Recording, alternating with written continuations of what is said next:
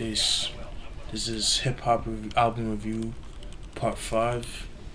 Alright, to continue on with it, let's start with the first album.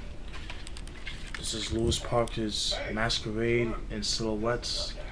For those who don't know who Lewis Parker is, he's a producer slash MC from London, England. He first got his start back in like 1995. He was 17 at the time when he came out with he came out with a 7-inch single, because in England they don't really do 12-inch. They're really known for 7 inches, whatever, or 45s or whatever. And he put out a joint called Wonderwalls, which is pretty rare and it's hard to find to this day. And it was like in limited. It was a limited quantity, but it's very sought after. And in 1996, he came out with a single called Rise, which was critically acclaimed in England. And to fast forward to 1998, he released this album, Masquerades and Silhouettes. Pretty solid album. It's a flawless album in my opinion. I actually found this at FYE a couple years ago for $3 used. But dope boom bap hip hop. To describe his sound, should I put this? He, to me, I told him this because I have him as a friend on Facebook. He, to me, is the Jerry Goldsmith of hip hop. So all my movie buffs, y'all will know what I'm talking about when it comes to like the composer. You know, he's the truth with that. So this is Lewis Parker, his first album, Masquerades and Silhouettes, 1998. And he's been doing like a lot of collabs and production for other albums. Matter of fact, he just came out last year with an album with John Robinson of Science of Life fame. He did a collab album with him called International Summers. That's a pretty dope album. And he just came out with an album called Dangerous Adventures, which came out last month or something like that. Go cop that shit. Moving on. And we got this album, Urban Thermodynamics. Manifest Destiny. This album was released in 2004, but the actual album was unreleased until 2004, but it was made in 1990, made between 1994 and 1995. And little history. Pretty much this is Mos Def's first group that consists of Mos Def, his brother and sister. So if you want to know how Mos Def sound like in 1994, this is the album peep. Mos Def sounds the way he sounds today, man. Like he's like one of those dudes that he will always stick to his sound. You know what I mean? This has like a jazzy vibe to it. You know, kind of a DITC vibe to it. You know, pretty dope, kind of hardcore. You know, if you're a fan of Mos Def or a fan of like mid-90s hip hop, you would love this album.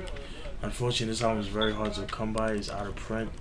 I just copped it. I don't know what I was buying, but I had no idea who these were. But I was like, let me cop it. It looked pretty dope, so I picked it up, and then I was loving every second of it. Pretty dope album. Urban Thermodynamics, Manifest Destiny. You know, you probably get it at Amazon or eBay for the dumb cheap. Moving on. Got this album, Drumz and Llingo, BlakMarket. This is an underground hip hop group from Philly. This album you can't get like in any stores. You would have to go to either undergroundhiphop.com or their website, Kickdrum Products. That's KICDRUM products.com, all in together. They're from Philly. Pretty much, you know, they both use the SP1200. Just strictly, you know, dope rhymes, dope beats. You know, very, you know, 90s influence. You know, if you like 90s hip hop, you would definitely like this album. This was released in 2008. Like I said, you cannot get this like FYE or anything like that. You would have to go to underground.com or Kickdrum Products, as you can see here, KICDRUM products.com. Then we got my man Blackistan. For those who know who Blackistan is, he's a Connecticut and from Hartford, Connecticut MC. A little brief history about him. He um back in the days, like he was a hustler, pretty much like he did some time back in the 90s for like armed robbery, some crazy shit like that. And during this time um he got locked up in the 90s, and then like during the 90s, that's like while he was in jail, he developed a love for writing. And he, like, at that time, like, people are stuck in the past, that type of thing. Well, he enamored the 90s so much, that's all he knew. And pretty much, like, when he got out years later, like, he was kind of disillusioned of what he was hearing now, like, after he got out of jail. So like in 2006, he came out with a mixtape called "Me Against the Radio," pretty much, from what I just said. And that's a classic mixtape. It's very hard to come by. And what's cool about that mixtape is that it has a song called "Life of a Tape," which it's kind of like "I Gave You Power" by Nas or "Straight Bullet" by Organized Confusion. That in that aspect, but it's talking about a cassette that you would record on the radio. So it's talking about that. It talks about how like you had to rewind the tape, or like, you had to catch the song that you wanted on the radio. It's not like you could download the music from like back then, like it is now. Like back then, you actually had to tape your songs, your favorite songs from the radio, and he talks about that. It's pretty dope. And that song is actually on this album right here. And then fast forward to 2008, he came out with a mixtape called Masters of Reality, which is a pretty dope mixtape as well. Fast forward 2010, he came out with this album, Black Sabbath. Title is inspired by the infamous Black Sabbath group with Ozzy Osbourne. If you like 12-bit, boom bap hip hop, this is definitely the album of hip hop. And what's cool about this is that this is an enhanced CD, and in the enhanced CD you got pictures, like photo shoots that by Ricky Powell, the famous photographer Ricky Powell. For those who don't know who Ricky Powell is, he's a famous New York photographer. He's known for like taking pictures for Beastie Boys for the album Paul's Boutique. So like all the photos you've seen from that, he pretty much took pictures of this guy right here, and it's pretty dope. You know what I mean? So it's Blackistan, Black Sabbath. It's released in 2010. Go cop it. Don't download. And you got my man Godfather Don.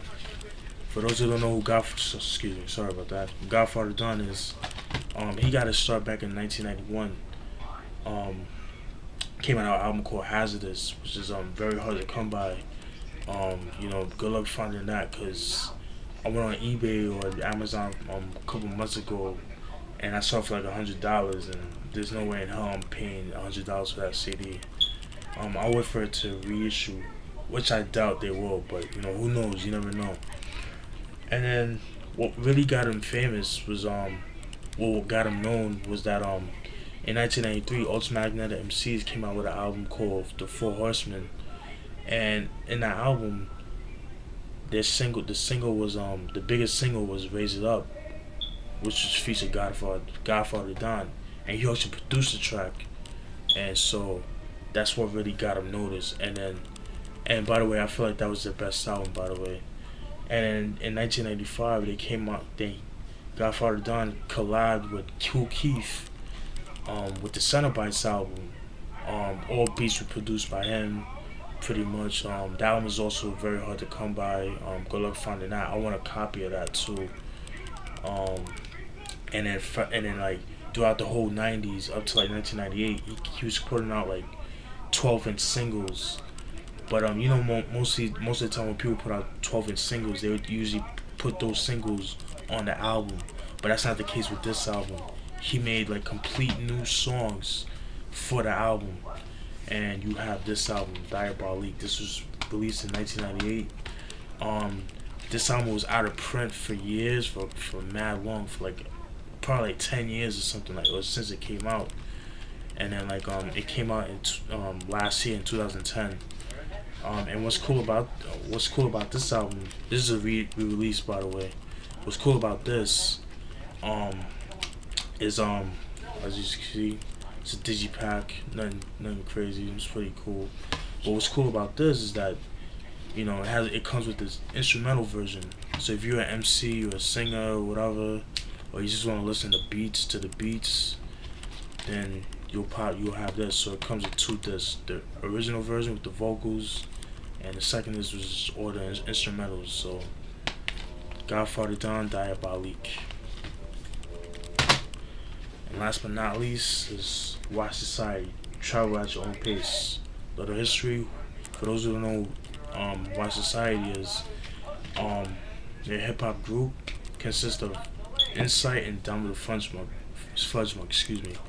Down with the Fudge Mug, how he got noticed was back in like 2006. That's how I've noticed him too. Was he was putting out beat videos of his MPC 2000. He would do like a whole bunch of MPC beat videos, and they were like critically acclaimed. And then people wanted more and more and more of his stuff because it was so good. It was so reminiscent of the '90s and all that shit. And then like in an interview, he was Don was saying that how he met Insight was he went to an Insight concert, and he was too young to go to the concert, but he snuck in, and then he gave Insight a beat CD with like scratches already done, and like how Insight was like his favorite rapper, like he knew all of his lyrics and stuff like that. And fast forward, they got into contact and such and stuff, and like they started doing songs together, and you have this album right here. And from what I've heard, they have an album that they made in 2005, but it's yet to be released. They don't know when they're gonna release it. I want to hear that shit. But this album is pretty solid, man. Like flawless, classic album. I know this is too early to say, but this album, man. Like if you're a fan of like duos like Gangstar or P Rock and CL Smooth, this is album's a cop. This is Watch Society, Travel at Your Own Pace, 2007.